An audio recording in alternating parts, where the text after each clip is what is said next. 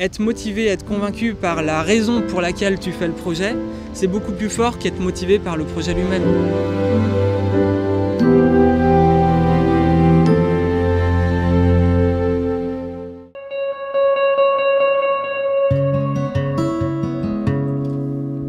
Le jour où j'ai pensé à faire un bateau en fibre de jute, c'est un jour où j'habitais sur un bateau sur une rivière au Bangladesh. D'un côté, il y avait le chantier naval dans lequel je travaillais, qui utilisait de la fibre de verre, et de l'autre côté, il y avait des champs de fibre de jute et une usine qui transforme la fibre de jute pour faire des sacs à patates.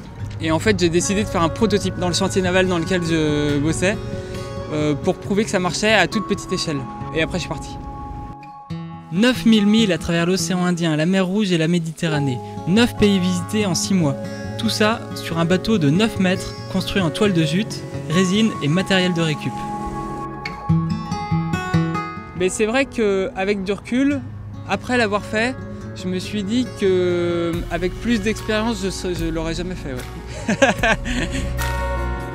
Quand je suis arrivé en France, j'ai pu repartir au Bangladesh pour monter un laboratoire de recherche sur la fibre de jute. On a fabriqué un deuxième bateau. Et moi je suis parti encore pour 6 mois pour tester le bateau. Et alors j'avais embarqué des plants de patates, j'avais 2 poules pour faire comme un petit écosystème et ça n'a pas du tout marché. Mais pas du tout. Les premières semaines, tous les plants de patates sont morts. Les poules elles étaient hyper stressées, du coup elles pondaient pas. Dans mon réchaud à bois j'ai embarqué du bois que j'avais ramassé sur des îles désertes qui étaient remplies de termites.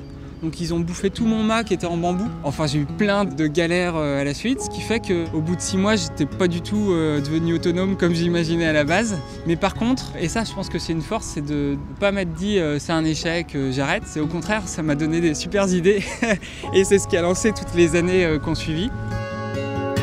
Il y a un truc qui me travaillait depuis quelques années, c'est toutes les innovations qui répondent à un besoin de base. Donc accès à l'eau, à l'énergie, à la nourriture, voilà, la santé, etc. Et qui sont faites n'importe où dans le monde. À la différence des high-tech qui sont faites avec beaucoup de matériaux, là c'est des solutions locales. Et donc on a récupéré un grand catamaran qu'on a transformé en laboratoire de recherche sur les low-tech. Et on est parti à la rencontre de ces inventeurs-là et à chaque fois documenter leurs inventions, les tester et diffuser via Internet.